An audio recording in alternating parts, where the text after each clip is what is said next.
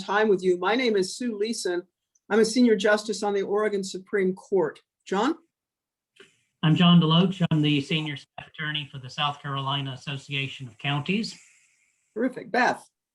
And I'm Beth Ratway. I'm a senior technical assistant consultant from the American Institutes for Research. And we would like to meet you.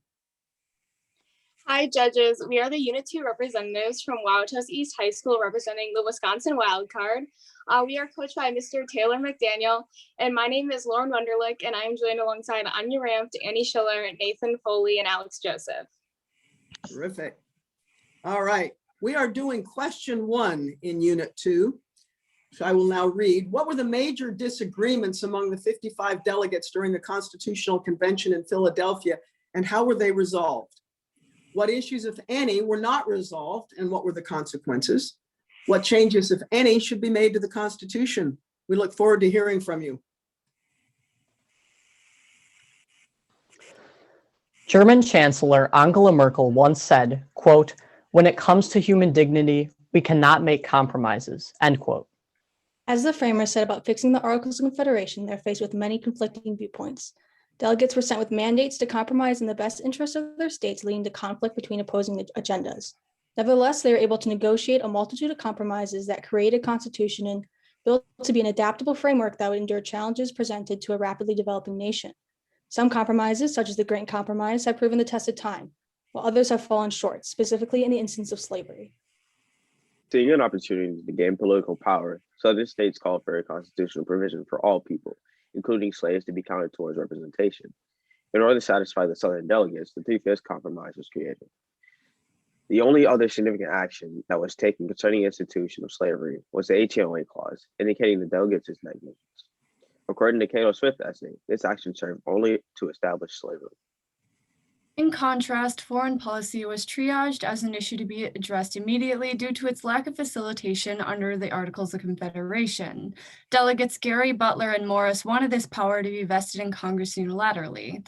Madison, however, stressed the energetic role of the president in conjunction with the legislature. Policy failures like the Jay-Gardoki Treaty of 1786 served as grounds for Article 2, Section 2, in which treaties would be negotiated by the president and ratified with a 2/3 majority of the Senate. At the convention, the delegates cited Indigenous Americans as foreign threats, and Alexander Hamilton referred to them as, quote, savages. The War of 1812 was a direct result of this colonizer mentality. The treaty of Ghent allowed Americans to expand westward, leading to heinous policies such as the Indian Removal Act. In the late 19th century, the allotment and assimilation era began with the goal to assimilate Indigenous peoples into American culture. But the American government has no place to intrude on Indigenous cultures and their ways of life. We believe serious legislative action must be taken to return the rights of Indigenous peoples. We proposed an amendment to automatically grant federal recognition to state-recognized tribes. Federal recognition provides housing, education, and healthcare benefits, which are very important to the function of tribes, as well as jurisdiction over commerce and their own government. Indigenous peoples law expert Arlinda Locklear says unrecognized tribes have, quote, second-class status in Indian country and remain vulnerable to the not-so-tender mercies of local and state authorities. In order to open dialogue for further progress between Indigenous tribes and the U.S. government, more sovereignty must be given. America is living in the shadow of what framers and many other Americans failed to do: cut the establishment of our caste system off at the roots. The failure to adjust slavery led to the Civil War, segregation, Jim Crow laws, and mass incarceration. Today, 7.7% of Black voters are disenfranchised with felony convictions, compared to 1.8% of non-African American voters. These felons' votes are on the line as only 18 states allow prisoners to vote after serving their whole sentence. For felons, the right to vote is a crucial step for dismantling the systematically racist justice system. We have concluded that an amendment must be added to the Constitution to give all felons, except those with rape, murder, and kidnapping convictions, the right to vote after being released.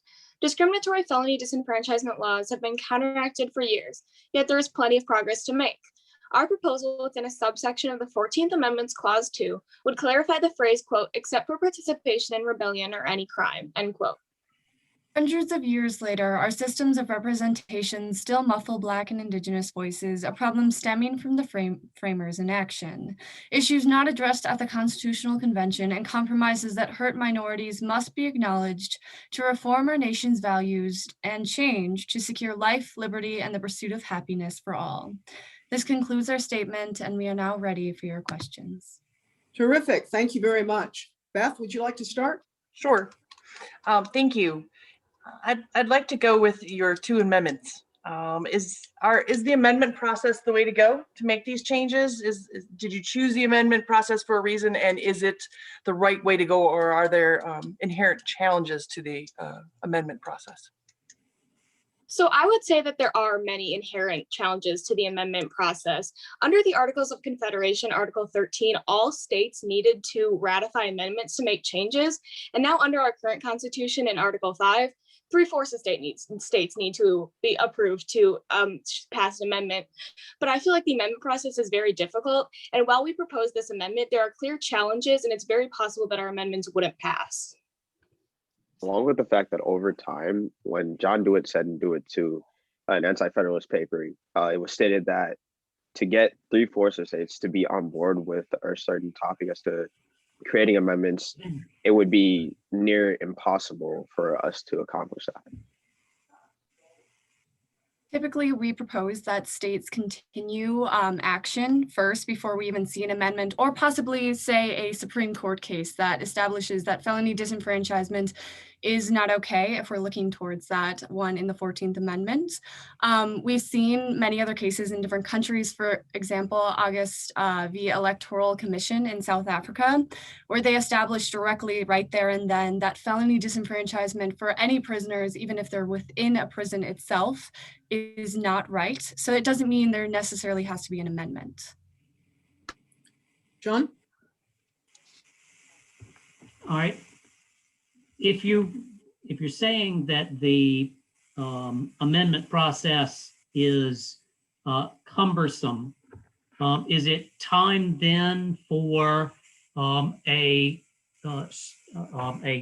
constitutional convention to consider wholesale amendment or even a completely new modernized constitution? I wouldn't say It we was- need a new constitutional convention. I apologize, Alex.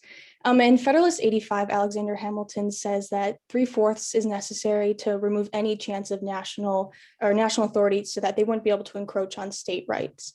I believe that instead, I think we should try to pass an amendment that would instead make the amendment process easier. It's to only require 2/3 ratification by states. It was And also stated in Dewitt 2 that there would in turn have to be a constitutional provision or a sort of revision in the near future. That is what they did push on towards to having to do. And the reason we say 2/3 is because we're actually taking a model out of the Bundestag, which is the system of government in Germany. And in Germany, they require 2/3 of their congressional body and 2/3 of their states to ratify amendments. And we like this idea, and this is something that we would like to propose, and that's why we've agreed on the number of 2/3. In your opening statement, in talking about things that were compromises that worked, you talk about representation in Congress. It's about the most dysfunctional body I've ever seen. And help me understand your theory that it works. The bicameral legislature, as established in Article 1, Sections 1 through 3, was seen as the most influential compromise because proportional representation at the time of the convention was a revolutionary idea around the world. And that this is one compromise that has persisted despite the intention for the Constitution to only last a short amount of time. So this was the most influential compromise because it has lasted to today, and it is something that makes Congress unique. But Also, this- representation. well, sorry, this the point I'm trying to get to is we're seeing a shift of power to the executive in dramatic, absolutely breathtaking ways because Congress is so dysfunctional. Is that a constitutional problem, or is it a problem with the people who are in the institution? This is a problem of polarization. During the time of the ratification of the Constitution, the framers did not anticipate the polarization we would have in government today. The Constitution has a lot of white space or room for interpretation, And it's acting as a framework. When polarization builds on top of this framework, this is where we see the problems we have today. I also believe As well. representation has a chance to change. The Virginia plan under Section 5, the Senate would be elected by the national legislature. Obviously, we did not see that in the original Constitution. Instead, we see under Article 1, Section 3, the senators being elected by state legislatures. And then now with the 17th Amendment, we have the senators being elected by the people. So I do think that if we look at our timeline of how representation has changed through terms of elections, there could be progress near the future.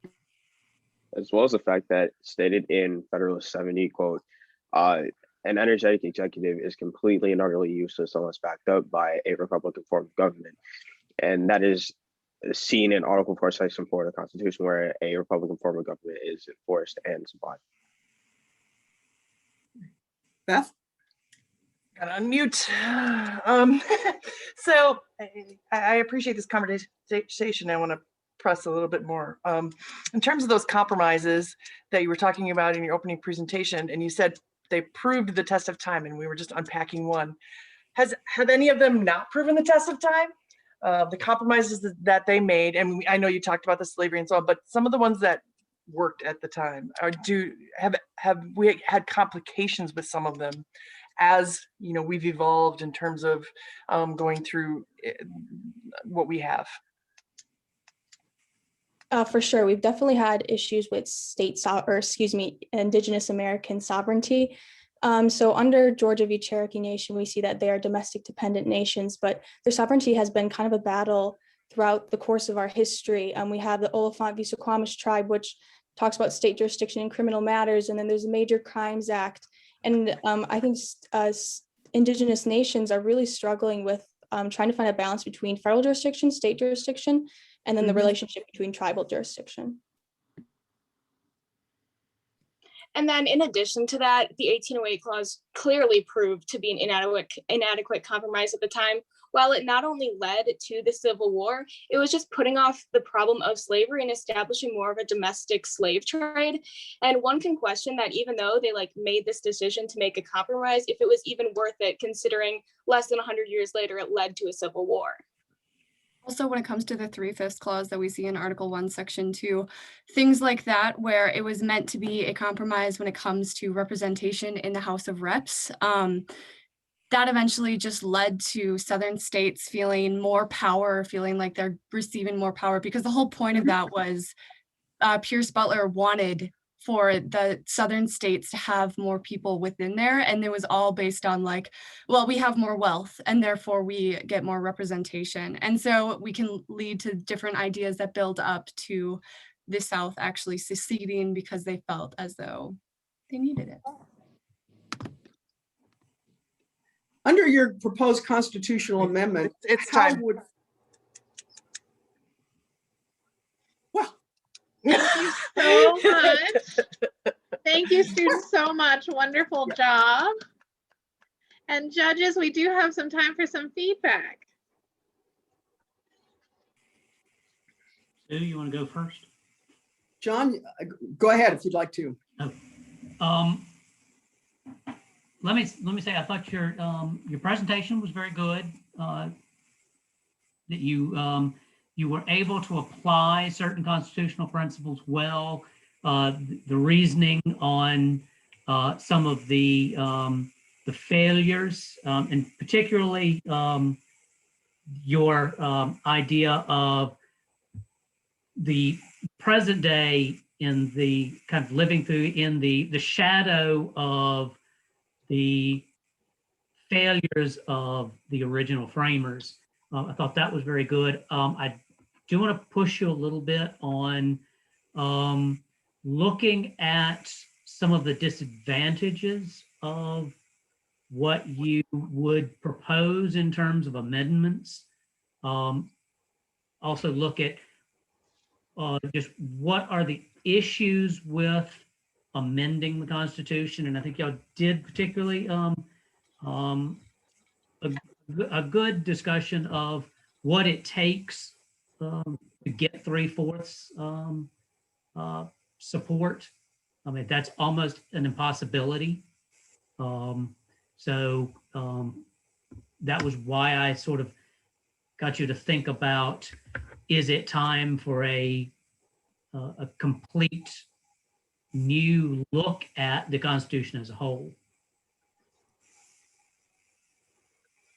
Do you want me to go, Sue? Sure, Beth. Okay. Well, nicely done. You guided us through kind of the key pieces and components and the compromises. I would like to hear maybe a little bit more about actually what was resolved, a little bit more meat on that, and me miswording my question. Sorry, that's what I was trying to get at. But you guys did a great job with the question that I asked, so I appreciate that. It's been a long day. But guiding us through, you took those big buckets, and the slavery, the Indigenous Americans, and those components, and really drilled into, kind of unpacked them for us. And I appreciate that. I feel like in the follow-ups and in there, you gave us a little bit of a good balance between like substance issues versus functional issues in terms of the what we're talking about in terms of the conventional or the issues that were discussed. I would push back a little bit that, unfortunately, the Supreme Court can't like bring cases. They have to wait. They have to wait till cases come to them. I don't know. I mean, I understand what you were trying to say in terms of it being an answer or an option under the amendment process, but they can't make a decision until something's brought up to them. And so is that the right way? And I would like to hear, you talked a little bit about legislative action, but didn't unpack it later in terms of that. So what's the balance between what's going to make the most sense in terms of, getting legs, getting public support, and getting these things done? Because I mean, the felons voting, all of these things are really important issues, and I can tell you're passionate about them. And I could talk to you for a very long time about these issues. You're literally right down the street. So I really could. But I just think you guys did an amazing job in terms of trying to unpack some very difficult issues as part of Unit 2. And Beth, did you used to teach at Wauwatosa East? I may have taught there for 15 years and did the We the People program. Well, terrific. Funny. All right. I thought you did a terrific job as well. Where I would push you is to be a little more specific on some of your proposals. For example, who and how is membership in tribes to be determined? We're going to leave that up to tribes. Is it going to be a blood quantum? Is it going to be how are we going to do it? Figuring out who gets to sit at the table to make some of the decisions that would be involved in the constitutional amendments, I think is a huge challenge. Not one that can't be overcome, but one that I would hope that you would start to address. I'm also struck by the fact that some of what at least you talk about could be dealt with legislatively if we had a functional Congress. I'm not sure that the world is all that much worse today than it's been for a long time. There are many people who say we've only ever had one functional Congress in our history, and that was the first one that filled in many of the blanks left, or that white space, as you call it, which I love, from the Constitutional Convention. There must be something fundamentally at odds or wrong with what's happening with our representative branch of government that is supposed to be the strongest branch of government. It was proposed, Madison argued the legislature would dominate the other two branches. Boy, are we not seeing that today. And I just don't know how much constitutional amendment discussion we would have to have if in fact we had a functional Congress. So anyway, just something for you to think about.